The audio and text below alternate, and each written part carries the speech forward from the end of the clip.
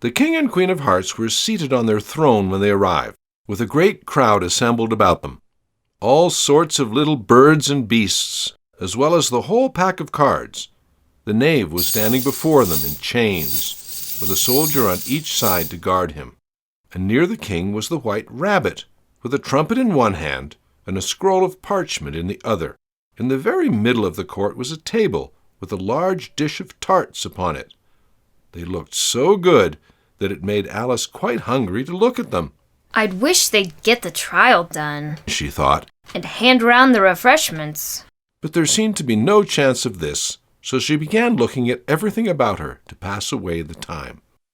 Alice had never been in a court of justice before, but she had read about them in books, and she was quite pleased to find that she knew the name of nearly everything there. That's the judge, she said to herself, because of his great wig. The judge, by the way, was the king, and as he wore his crown over the wig, look at the frontispiece if you want to see how he did it, he did not look at all comfortable, and it was certainly not becoming. And that's the jury box, thought Alice. And those 12 creatures. She was obliged to say creatures, you see, because some of them were animals and some were birds. I suppose they are the jurors. She said this last word 2 or 3 times over to herself, being rather proud of it, for she thought, and rightly too, that very few little girls of her age knew the meaning of it at all. However, jurymen would have done just as well. The 12 jurors were all writing very busily on slates. What are they doing? Alice whispered to the Gryphon. They can't have anything to put down yet, before the trial's begun.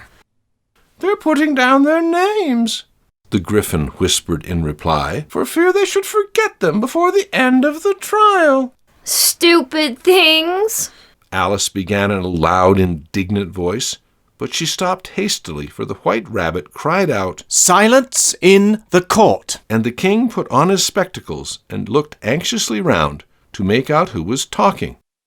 Alice could see, as well as if she were looking over their shoulders, that all the jurors were writing down stupid things on their slates, and she could even make out that one of them didn't know how to spell stupid, and that he had to ask his neighbor to tell him. A nice muddle their slates will be in before the trial's over, thought Alice. One of the jurors had a pencil that squeaked. This, of course, Alice could not stand, and she went round the court and got behind him, and very soon found an opportunity of taking it away. She did it so quickly that the poor little juror, it was Bill the lizard, could not make out at all what had become of it. So, after hunting all about for it, he was obliged to write with one finger for the rest of the day, and this was of very little use, as it left no mark on the slate. "Herald, read the accusation," said the king. On this, the white rabbit blew 3 blasts on the trumpet, and then unrolled the parchment scroll and read as follows. The Queen of Hearts, she made some tarts, all on a summer day. The Knave of Hearts, he stole those tarts and took them quite away. "Consider your verdict," the king said to the jury. Not yet, not yet, the rabbit hastily interrupted. There's a great deal to come before that. "Call the first witness," said the king, and the white rabbit blew 3 blasts on the trumpet and called out, First witness. The first witness was the Hatter. He came in with a teacup in one hand and a piece of bread and butter in the other. "I beg pardon, Your Majesty," he began, "for bringing these in, but I hadn't quite finished my tea when I was sent for." "You ought to have finished," said the king. "When did you begin?" The Hatter looked at the March Hare, who had followed him into the court, arm in arm with the Dormouse. 14th of March, I think it was, he said. 15th, said the March Hare. 16th, added the Dormouse. "Write that down," the king said to the jury, and the jury eagerly wrote down all 3 dates on their slates, and then added them up, and reduced the answer to shillings and pence. "Take off your hat," the king said to the Hatter. "It isn't mine," said the Hatter. "Stolen!" the king exclaimed, turning to the jury, who instantly made a memorandum of the fact. I keep them to sell. the Hatter added as an explanation. I've none of my own. I'm a hatter. Here the Queen put on her spectacles and began staring at the Hatter, who turned pale and fidgeted. Give your evidence, Said the King. and don't be nervous, or I'll have you executed on the spot. This did not seem to encourage the witness at all. He kept shifting from one foot to the other, looking uneasily at the Queen, and in his confusion he bit a large piece out of his teacup instead of the bread and butter. Just at this moment Alice felt a very curious sensation, which puzzled her a good deal until she made out what it was. She was beginning to grow larger again, and she thought at first she would get up and leave the court. But on second thoughts, she decided to remain where she was as long as there was room for her. I wish you wouldn't squeeze so. Said the Dormouse, who was sitting next to her. I can hardly breathe.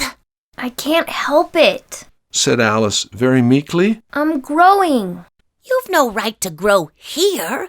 Said the Dormouse. Don't talk nonsense. Said Alice more boldly. You know you're growing too. Yes, but I grow at a reasonable pace. Said the Dormouse. Not in that ridiculous fashion. And he got up very sulkily and crossed over to the other side of the court. All this time the Queen had never left off staring at the Hatter, and, just as the Dormouse crossed the court, she said to one of the officers of the court, Bring me the list of the singers in the last concert. on which the wretched Hatter trembled so that he shook both his shoes off. Give your evidence, The King repeated angrily. or I'll have you executed, whether you're nervous or not. I'm a poor man, Your Majesty, The Hatter began in a trembling voice. and I hadn't begun my tea, not above a week or so, and what with the bread and butter getting so thin and the twinkling of the tea, The twinkling of the what? Said the King. it began with the tea. The Hatter replied. Of course, twinkling begins with a T. Said the King sharply. Do you take me for a dunce? Go on. I'm a poor man, The Hatter went on. and most things twinkled after that. Only the March Hare said, I didn't! The March Hare interrupted in a great hurry. You did! Said the Hatter. I deny it! Said the March Hare. He denies it. Said the King. Leave out that part. Well, at any rate, the Dormouse said, The Hatter went on, looking anxiously round to see if he would deny it too, but the Dormouse denied nothing, being fast asleep. After that, Continued the Hatter. I cut some more bread and butter. But what did the Dormouse say? One of the jury asked. That I can't remember. Said the Hatter. You must remember, Remarked the King. or I'll have you executed.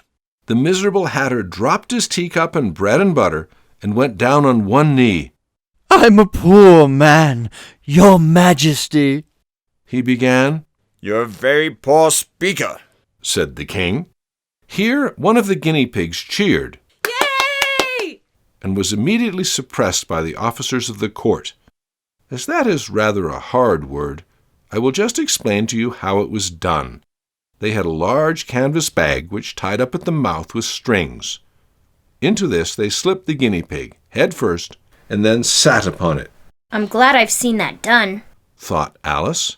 I've so often read in the newspapers at the end of trials. There was some attempts at applause, which was immediately suppressed by the officers of the court. And I never understood what it meant till now. If that's all you know about it, you may stand down. Continued the King. I can't go no lower. Said the Hatter. I'm on the floor, as it is. Then you may sit down. The King replied. Here the other guinea pig cheered and was suppressed, Come, that finished the guinea pigs. thought Alice. Now we shall get on better. I'd rather finish my tea. Said the Hatter, with an anxious look at the Queen, who was reading the list of singers. You may go. Said the King, and the Hatter hurriedly left the court, without even waiting to put his shoes on. And just take his head off outside. The Queen added to one of the officers. but the Hatter was out of sight before the officer could get to the door. Call the next witness, said the king. The next witness was the Duchess's cook. She carried the pepper box in her hand, and Alice guessed who it was even before she got into the court, by the way the people near the door began sneezing all at once. Give your evidence, said the king. Short, said the cook. The king looked anxiously at the White Rabbit, who said in a low voice, Your Majesty must cross-examine this witness. Well, if I must, I must, the king said with a melancholy air, and after folding his arms and frowning at the cook till his eyes were nearly out of sight, he said in a deep voice, What are tarts made of? Pepper, mostly, said the cook. Treacle. Said a sleepy voice behind her. Collar that dormouse! The queen shrieked out. Behead that dormouse! Turn that dormouse out of court! Suppress him, pinch him! Off with his whiskers! For some minutes the whole court was in confusion, getting the dormouse turned out, and by the time they had settled down again, the cook had disappeared. Never mind, said the king with an air of great relief. Call the next witness. And he added in an undertone to the queen, Really, my dear, you must cross-examine the next witness. It quite makes my forehead ache.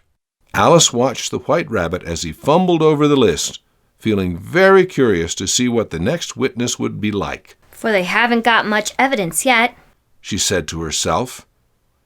Imagine her surprise when the White Rabbit read out, at the top of his shrill little voice, the name Alice!